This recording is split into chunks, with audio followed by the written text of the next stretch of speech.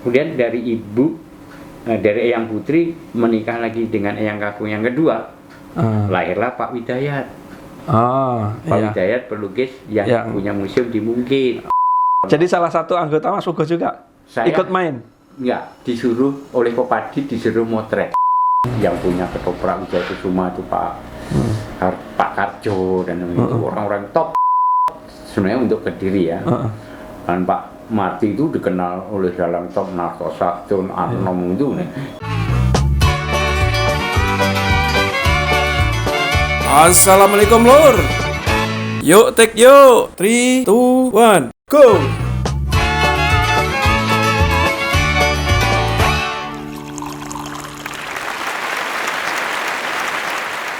Sahabat Komentar Mas Jon, salam jumpa bersama Komentar Mas Jon. Setelah lama Komentar Mas Jon absen membuat konten dalam channel YouTube-nya, kali ini Mas Jon hadir kembali dengan format baru, yang mana akan menghadirkan orang-orang yang mungkin menarik untuk disimak ulasan-ulasannya. Tamu kita kali ini adalah seorang kurator, seniman, berikut dosen di sebuah perguruan tinggi di Jakarta. Kita sambut kehadiran Mas Puguh.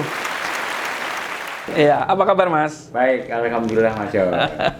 Luar biasa. Iya, terima kasih telah meluangkan waktu untuk menghadiri undangan kami ya Mas ya. Sama-sama Mas Jon. Mas, mungkin bisa disampaikan nama lengkap dan sedikit menceritakan tentang silsilah Mas Puguh itu, mungkin dari keluarga, dari saudara, mungkin begitu Mas. Iya, apa sebegitu pentingnya saya. Ya. Tapi ya karena ini ditanya ya, saya jawab ya kan. Ditanya harus jawab dong. Ya, kalau nama lengkap sejak akte kelahiran saya lahir, nama lengkap saya itu Puguh Cahyono dengan ejaan nama. Jadi Cahyonya tidak pakai C, pakai TJ. Sampai sekarang saya Puguh Cahyono. Adapun Sadari Waruju itu nama yang saya sematkan sendiri ketika sekitar tahun 1985. Karena udah merasa, udah mahasiswa, udah hampir lulus, terus udah merasa mau jadi orang dewasa kan.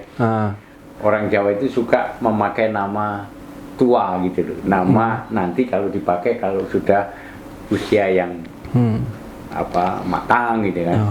Nah, saya punya nama Sadari Waruju. Itu ada artinya. Puguh Cahyono memang pemberian dari orang tua ya. Yang Sadari Waruju itu berarti nama bikin nama sendiri ya, bukan dari orang tua. Bukan dari orang tua. Artinya apa tuh Mas, Sadari Waruju itu? Sat itu nomor 6. Nomor 6. Ya. Dari itu dari kata Windari, ibu saya. Oh, Windari ibu Mas Puguh. Iya. Ini agak aneh nih. Kalau orang Jawa kan patriarki ya, artinya nama itu mengikuti orang. Ya, sebagai doa dari orang tua. Bukan. Yang nama yang awal ya. Patriarki itu maksudnya. Kalau kita pakai nama itu biasanya kan bin bapak. Iya. Oke ya. Tapi kenapa saya pakai nama ibu? Ya itu biar cocok aja dengan Sat tadi. Dan bapak kan sudah wafat ketika saya kecil, jadi hubungan saya kan lebih dekat dengan ibu. Nah, Sat dari ya, Sat itu nomor 6, dari itu dari Windari. Waruju itu bungsu artinya, ragil. Jadi kalau disambung Puguh Cahyono, Sat dari Waruju. Puguh itu kuat, Cahyono itu ada cahaya kuat. Anak putra nomor 6 dari Ibu Windari, Waruju menegaskan bahwa nomor 6 dan bungsu. Artinya Mas Puguh berarti anak bungsu dari 6 bersaudara. Ya. Ya, mungkin bisa lebih diceritakan lebih detail lagi Mas, dari dari silsilah ibu atau orang tua, gitu, seperti itu. Ya. Kalau orang tua kami ini, kalau sanad istilahnya, kalau dalam Islam itu sanad istilah. Kalau ibu itu sumbernya dari Kutoarjo, yang putri itu dari Kutoarjo. Tapi yang kakung dari Kampak Trenggalek. Ya, jadi ibu itu persilangan antara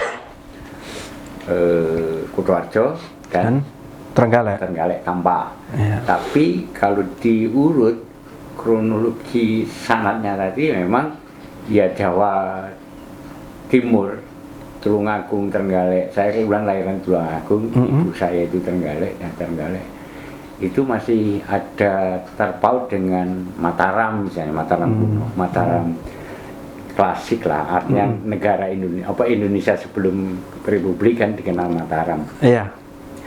Nah, kebetulan yang kakung dari ibu saya itu bukan yang kakung sih, bahkan mungkin yang buyut saya atau di atas buyut saya itu Demang di Kampa. Iya. Demang itu kalau sekarang apa ya Mas ya? Demang itu ya mungkin camat ya. Camat ya? Lurah. Ya. Atasnya lurah ya? Kayaknya sih atasnya lurah. Karena dari Demang itu ada kelurahan. Lurah. Biasanya zaman dulu ada disebut lurah Dongkol gitu. Ki lurah kayak gitu. Lurah Dongkol. Tapi Demang itu kan periode yang malah lebih dulu. Iya. Nah, itu urut punya urut, kalau saya ibu saya cerita ya masih ada sangkut pautnya dengan misalnya kalau Mataram tadi sumbernya dari Pangeran Alpalap Samurnyawa atau Mas Said itu Mangkunegaran. Benar tidaknya itu walau jawab kami diceritain, didongengi ibu, eyang gitu kan, om saya, adik-adik ibu atau pak de saya gitu kan. Tapi memang ada pak de saya itu Pak Amdiat itu dari satu kandung dengan ibu, tetapi lain ayah. Itu zaman dulu beliau itu sudah ahli vulkanologi. Iya. Apa riset di pegunungan, menjaga pegunungan Merapi, pegunungan yang masih hidup itu. Nah, Pak De Amdiat itu orangnya tekun menyusun silsilah, urut. Iya. Nah, kalau diurut-urut itu bisa sampai Brawijaya ke berapa? Brawijaya yang terakhir lah, 5 apa 6. 6. Sebentar, berarti Mas Puguh itu bisa dibilang tidak turune wong kang Moratapa ya Mas ya? Tapi ya gini, saya sendiri sebagai orang modern ya juga kalau kita masih ini mengedepankan hal itu ya. Karena juga zaman udah ini, dan kalau toh kita tidak bisa memegang martabat atau tanggung jawab terhadap hal itu kan silsilah keluarga juga. Nah itu ya, sehingga hal itu tidak menjadi penting dalam, apalagi dalam pergaulan sosial masa kini. Tetapi secara pribadi itu kan jadi apa ya, sebagai ya cermin bahwa kita sebenarnya punya tanggung jawab secara moral. Kalau orang ningrat zaman dulu itu kan kaum intelektual. Kaum intelektual itu punya tanggung jawab membawa atau pencerahan kepada masyarakat, ya kan. Kayak misalkan kalau intelektual itu guru, dosen itu kan tugasnya mendidik, tugasnya memberikan suatu cermin juga ya kan. Ya hanya itu sebenarnya secara pribadi. Itu pun kadang-kadang sebagai manusia kan tidak luput dari khilaf dan sebagainya. Ya makanya itu ya cukup dikenal aja. Artinya kita sendiri merasa ya kita punya tanggung jawab terhadap nama baik silsilah keluarga. Ada pepatah mikul dur mendem jero, ya kan. Betul. Itu kan hanya itu sih sebenarnya. Tapi untuk hal nggak penting-penting banget. Ya itu mungkin menurut Mas Puguh nggak penting-penting banget. Ungkapan orang yang ibarat kata padi itu semakin tua semakin mundur, kelapa itu semakin tua oleh banyak santannya. Mungkin lo profilnya Mas Puguh seperti itu. Mungkin ya itu kan orang lain, biarlah itu orang lain yang menilai. Semoga itu menjadi doa kan. Nah tadi dari sisi ibu, dari sisi ayah itu kalau ayah itu dulu peta pembela tanah air kalau nggak salah ya. Pahlawan pembela. Cikal bakal tentara. TNI itu juga bakalnya kan peta, Mastrip tentara pelajar, kemudian pasukannya Panggilan Sudirman itu kan terdiri dari seluruh masyarakat, Iya. ada petani, ada Iya. banyak masyarakat biasa yang akhirnya menjadi ikan. Nah, setelah waktu itu apa ya, wilayah perjuangan Bapak itu di resimennya apa ya? Saya nggak nih. Teritorialnya di Jawa Timur, di daerah Kediri, Kabupaten Kediri, termasuk Trenggalek dan sebagainya. Kalau dalam dokumen yang pernah saya baca tentang ayah itu, beliau adalah pasukannya Mayor Bismo. Gitu. Mayor Bismo yang ada monumennya di Kediri, itu pahlawan Kediri. Oh, oke ya. Ya. Terus ayah kemudian disipil, nah terus meninggal ketika saya umur 64. Nah, tapi itu riwayat ayah saya sendiri. Kemudian dari ayah itu juga terahnya itu guru, bapaknya ayah saya itu guru.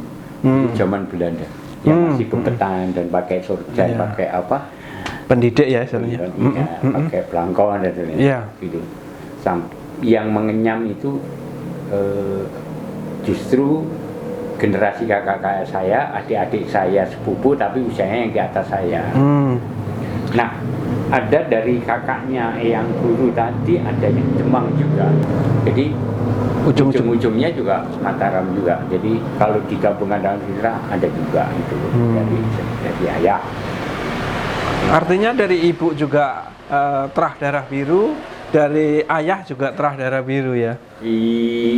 Saya agak ragu-ragu. Bukan ragu, tapi sebutan agak sungkan. Itu gimana ya? Agak sungkan atau gimana tuh? Ya, sekarang ini kan jadi masyarakat warga biasa lah, nggak ada sesuatu yang menonjol dari itu. Cuma tadi kembali lagi karena ini tadi kan disuruh cerita tentang apa kondisi keluarga asal usulnya. Iya, betul. Apakah meletek dari kayu batu atau apa lahir dari pohon besar gitu ya. ya kurang lebih seperti itu. Ya, gini Mas. Dari silsilah yang Mas Puguh ceritakan tadi kan dari orang tua dulu, dari nenek moyang itu ada yang pahlawan, ada yang guru juga kan. Nah, sampai kali ini perjalanan Mas Puguh kok bisa tiba-tiba menjadi dosen itu bagaimana itu Mas? Oh iya. Karena ayah udah nggak ada ya. Soal pendidikan itu justru ibu yang pegang peranan ya. Ibu itu memang kalau ceritanya itu pintar, keluarga satu kantin ibu saya itu pintar. Ya, dan ya ada beberapa yang memang kalau orang Jawa bilang ya orang tenanan, jadi orang gitu loh. Ya kalau ibu saya meskipun secara ekonomi biasa, tapi ibu saya itu luar biasa juga gitu. Begini Mas, Mas Puguh kan tadi diperkenalkan sebagai penggiat seni, kurator, dan sebagai dosen. Walaupun cerita Mas Puguh kali ini lebih banyak ke penggiat seninya, tapi kan ada dari sisi dosennya. Ya. Memang cerdas beliau itu, masa gadisnya pernah kerja di Telkom. Telkom zaman dulu kan. Ya, tapi dari ayah juga kan. Dari ayah kan yang sebagai guru dari zaman dari itu. Kakek ya, dari kakek. Dari bapaknya, bapak itu guru memang. Nah, guru. Nah itu banyak adik-adik sepupu saya. Kan saya itu bapak saya barep. Jadi saya itu banyak punya adik dari jalur bapak itu adik. Banyak yang guru-guru. Dari kakaknya yang guru tadi itu juga banyak yang berpendidikan, jadi guru, jadi pegawai negeri. Ada juga yang menurut saya juga harus bangga meskipun jalurnya beda kakek atau bapak eyang, tapi tunggal buyut. Ada satu, dia itu zaman Bung Karno disekolahkan ke Rusia sampai menjadi Master of Science jurusan nuklir. Jadi insinyur nuklir pertama kali insya Allah beliau. Yang bukan yang dari putranya bude saya dari kakek saya dulu. Jelas ya? Jelas ya. Kakek saya punya kakak, kakaknya punya putra dan punya cucu. Nah cucunya beliau itu kan kakak sepupu ya. Kan? Itu jadi Master of Science. Karena terjadinya di saat pemerintahan Bung Karno. Ya. Ya. Kan luar biasa. Iya. Aslinya kan di pegunungan Mas, di Trenggalek, Ndongko itu kan di pegunungan. Ya. Akhirnya mereka juga ini. Yang lain-lain ya, saya nggak bisa cerita jadi apa semuanya. Mungkin ada yang jadi lawyer, jadi apa ya. Banyak lah yang sukses, banyak yang hidup sederhana biasa, dan ada Pak Lik saya, bapak saya itu petani. Ya dari petani yang maju dan sebagainya. Artinya Mas Puguh ini kan ibaratnya mengikuti jejak dari Eyang Buyut sebagai pengajar. Karena kenapa? Sekarang Mas Puguh kan juga jadi kakek saya, kalau guru itu langsung kakek saya. Dari kakek ya kan, ibaratnya darah yang mengalir di kakek yang ke Mas Puguh itu memang orang pengajar gitu. Iya. Nah, kalau saudara-saudara Mas Puguh ada juga yang pengajar ya Mas ya? Kalau sepupu, kalau dari kandung nggak ada. Dari sepupu, terus ponakan-ponakan, dari anaknya kakak saya itu jadi guru. Ini banyak. Satu-satunya yang mengikuti terah pengajar hanya Mas Puguh. Kalau dari ibu jalurnya, adik-adiknya ibu, kakaknya ibu, banyak orang yang jadi ya. Ya kakaknya ibu itu tadi yang ahli vulkanologi zaman Belanda. Putra-putranya dikuliahkan sampai tuntas semua, insinyur, dan bahkan ada yang profesor di IPB, suaminya juga profesor di IPB. Banyaklah intelektual. Adik-adik sepupu saya sekarang juga banyak yang doktor dan menjabat dan itu, tapi nggak perlu saya ceritakan. Artinya saya juga nggak tahu ini arahnya Mas John mengorek tentang apa. Tapi itu memang kalau diambil positifnya kan positif juga. Sama anak cucu kita, keponakan-keponakan saya. Kalau itu diingatkan bahwa ya mestinya ya harus merintis supaya lebih terah itu jangan terputus, supaya lebih unggul dari leluhurnya. Saya juga tidak pernah bermimpi sampai sekarang karena kondisi ekonomi saya kan juga repot. Minimal ada informasi kan Mas, minimal ada informasi bahwa dari keluarga-keluarga Mas Puguh itu dari atas sampai saat ini itu ada cerita, minimal diceritakan bahwa oh ini loh dari ini dan dari ini seperti itu. Ya kebetulan saya juga seorang guru ya. Ngomong-ngomong soal guru, saya itu dulu masuk perguruan tinggi, dulu kan musim perintis itu ya. Saya itu milih yang jurusan yang top. Kehutanan, kedokteran, sosnya itu psikologi saya psikologi, tapi karena saya nggak siap dan SMA saya itu tidak pintar, jeblok. Terus mau kuliah di mana kalau nggak terima? Saya malah nggak tahu, aku bingung juga gitu. Terus UPN, wah enggak, kan kakak saya UPN tuh saya tahu biayanya mahal dan berat lah. Artinya juga kelulusannya UPN Jogja apalagi kan terkenal. Enggak, saya nggak mau swasta, saya pengen negeri. Terus dia bilang IKIP, saya ketawa, saya agak sombong gitu loh. Apa itu IKIP itu? Nggak mau. Jadi IKIP banyak stigma lah waktu itu ya. Guru kan. Dan saya nggak tertarik dengan guru, saya pengennya jadi sesuatu gitu kan. Ya kalau dulu memang cita-cita kan stereotype ya. Kalau nggak insinyur, dokter. Saya juga punya cita-cita dokter. Perintis pun saya mendaftar ke dokteran, kehutanan, sosnya HI sama psikologi yang berat-berat. Hukum? Ya hukumnya hukum internasional. Kan berat. Dan luar biasa. Nggak punya persiapan. Coba kalau saya dulu, ini ngomong masa lalu sebenarnya tapi biarlah bisa ditangkap anak-anak kita supaya punya hikmah gitu. Siapa tahu anak cucu Mas Puguh nanti nonton komentar Mas John, oh ini mbah kita dulu begini ya, gitu loh Mas. Jadi dulu saya kenapa kok nggak milih sastra Jawa atau arkeologi yang tidak terlalu banyak minatnya. Padahal saya juga punya aspirasi yang tinggi, saya punya bekal lah untuk di sastra Jawa. Coba, dulu kan sastra Jawa nggak ada yang mau Mas, minat apa itu? Jadi sedikit banget peminat. Jadi apa kan bingung. Kan sombongnya begitu zaman dulu. Padahal sekarang sarjana atau bahkan doktoral Jawa itu di luar negeri laris banget, pasarnya punya posisi yang strategis dan terhormat gitu. Dan untuk ketahanan nasional bangsa ini dengan kebudayaan, wah, sebagai orang yang ahli budaya Jawa, luar biasa. Gitu. Sekarang kok bisa akhirnya ke guru itu tadi? Nah, kakak saya nanya lagi, terus gimana kalau nggak mau kuliah di mana? Apa di ASRI? Saya jadi terpelajar.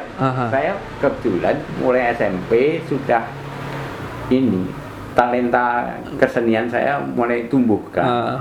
Melukis. Nah, melukis itu keterampilan membuat seni apa? Seni rupa, entah itu kerajinan, membuat wayang.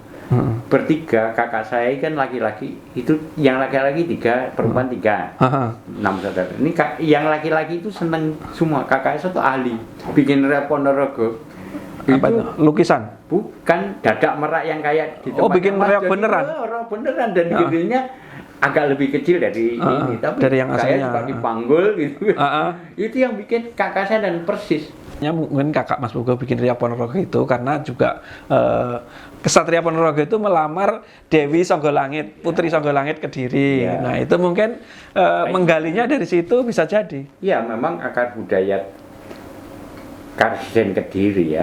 Madiun Ponorogo, Madiun juga Karsien. Madiun Ponorogo, Tulungagung, Trenggalek, sampai Pacitan, ya, Blitar, Kediri. Itu Jombang itu kan masih Mataramnya kuat. Terutama di sebelah utara timur itu memang lebih kentalnya sampai Kediri kan. Tulungagung lebih kental lagi, Trenggalek lebih kental lagi kan. Semakin ke barat lebih kental kan ke Mataramannya. Sehingga kebudayaan kita itu agak integral gitu antara Ponorogo, Kediri. Dan itu memang akhirnya juga berdampak pada putra-putri. Dari sisi sejarah kan memang seperti itu. Artinya akhirnya kan zaman dulu kita ingat orang tua kita tuh mendidik ekstrakurikulernya istilahnya ya, dalam tanda kutip. Mereka kan berkesenian, mendidik mereka. Kita dengan kegiatan itu kan ikut karawitan, ikut nari. Kalau ikut nari sudah sampai pentas, itu kan sudah luar biasa. Putranya Pak Anu, putranya Ibu Anu kan. Sebagai orang tua bangga. Ya kan? Bukan jadi band. Oh iya, nggak ada kursus band, kursus ngeband nggak ada kan? Kursus nyanyi ada tapi. Iya. Ada? Nggak ada juga. Zaman kakak saya sampai mulai pertama dan sampai saya itu. Orang tua itu ya berkesenian, intinya berkesenian. Kalau nggak nari, ikut gamelan, ya kan? Dan kental dengan nilai seni yang punya nilai lah. Kalau Mas Pugo dulu apa ekstrakurikulernya? Zaman ada bapak dan ibu, setelah bapak pun saya juga mengikuti ibu. Ibu itu latihan gamelan bersama ibu-ibu di komunitas kami kan. Itu ibu saya ikut. Jadi telinga saya juga terbiasa, dan bapak saya itu juga seniman mas, meskipun pegawai itu ya. Kalau orang Belanda bilangnya internal.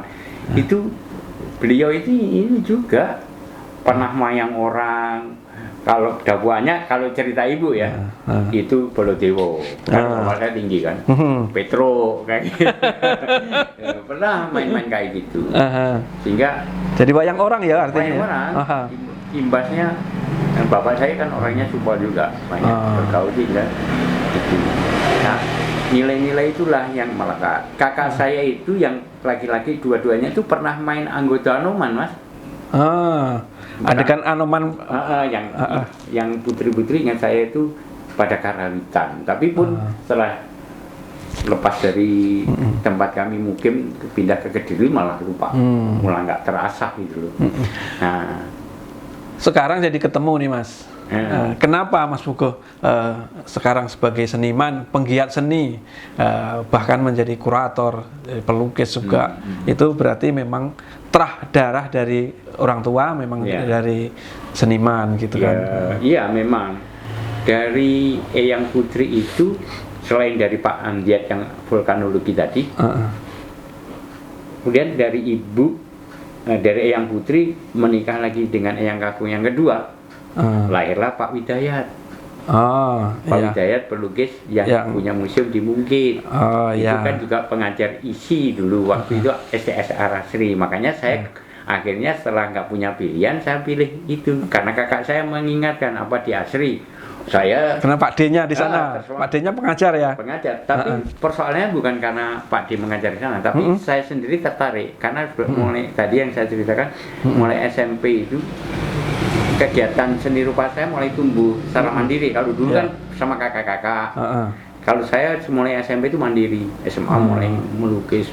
Bahkan saya ingat saya dipinjamin cat air, terus kanvas, kanvasnya pun tak pakai bambu, saya melukis. Wih, melukis tuh agak bagus gitu loh, melukis orang. Ibu saya juga bangga. Ibu saya pendukung kalau saya tertarik senian. Misalkan beliau melihat berita ada Bagong Setiarjo. Oh nih kamu kalau kamu sekolah di sana aja. Di Bagong gitu. Kan waktu itu masih SMA, masih belum ini ya. Masih labil ya. Labil, gitu. Nah satu-satu moderatnya ibu saya itu kan, meskipun beliau itu kan kalau menekankan pendidikan keras, tidak hanya pada anak-anaknya, pada putra-putranya, pada keponakan-keponakan, kalau enggak punya visi untuk sekolah dimarah-marahin, bahkan orang tuanya dimarahi juga kalau malas untuk menyekolahkan anaknya itu saya. Nah kembali pada soal kesenian itu, tiba-tiba ibu mendengar radio ada pembukaan Pepadi Kediri. Langsung, kalau jadi anggota Pepadi? Kayak mau pembukaan Pepadi sekolah dalang. Oh iya. Wah, saya semangat. Saya karena sejak kecil itu seneng nonton ketoprak, wayang, ludruk, selalu di rumah saya tirukan. Sampai gede itu saya suka nirukan apa yang saya lihat. Nah akhirnya saya ikut Pepadi waktu itu kelas. Jadi anggota Pepadi ya? Iya, siswa Pepadi. Siswa pertama berarti? Pertama itu? Pertama. Jadi murid-muridnya itu para sepuh-sepuh yang usianya udah 40, 50. Sebenarnya sekretarisnya guru sejarah saya di SMA, Pak Suharso. Dia orangnya santun, saya ini. Yang remaja-remaja ada kayak putranya Pak Suharso itu ada remaja di bawah saya kan. Terus ada lagi yang lebih kecil lagi. Tapi itu kan istilahnya pok-pok bawah. Saya sudah digolongkan yang dewasa, tetapi teman-teman saya itu yang udah tua-tua. Udah. Jadi ibarat kata Mas Puguh masih muda tapi tua gitu ya. Iya. Dulu malah ke teman-teman saya, kamu tuh aneh itu. Yang lain main disco kamu malah ini wayang. Ya, saya juga nggak bisa menjawab deh. Aku memang passion saya merasa eksis gitu, merasa bakat saya tersalur. Hanya sayang Pepadi waktu itu hanya umur 1 tahun, meskipun sudah dinobatkan untuk pentas bareng-bareng. Oh habis itu ini apa namanya langsung buyar lagi? Iya 1 tahun itu buyar. Dulunya ada Pak Mardiarsoyo yang punya ketoprak Wijaya Kusuma itu Pak Karjo dan itu orang-orang top sebenarnya untuk Kediri ya. Untuk timur di Tulungagung, Galang Klaten. Terus pokoknya dalam. Jadi salah satu anggota Mas Puguh juga ikut main? Enggak, disuruh oleh Pepadi disuruh motret. Oh, jadi ada komentar. Saya dokumentasi lihat Pak Anom Pak Anom waktu itu udah gede badannya udah. Meskipun saya melihat Mas Anom itu zaman umur 20 berapa itu beliau pentas di Kediri. Saat itu Mas Puguh umur berapa? Kalau pas pentas dalang saya masih SMP kalau nggak saat itu saat Pak Anom udah pentas saya itu. Umur kelas 2 SMA berarti memang udah dong, berarti udah pantas ikut di situ kan. Itu setelah Pepadi apa sebelum Pepadi? Ya waktu di Pepadi. Waktu masih di Pepadi. Ya, sahabat Komentar Majon. Saatnya kita break sampai di sini. Kita ngopi sejenak karena kopi semakin dinikmati semakin nempel di hati. Sampai jumpa. Assalamualaikum warahmatullahi wabarakatuh.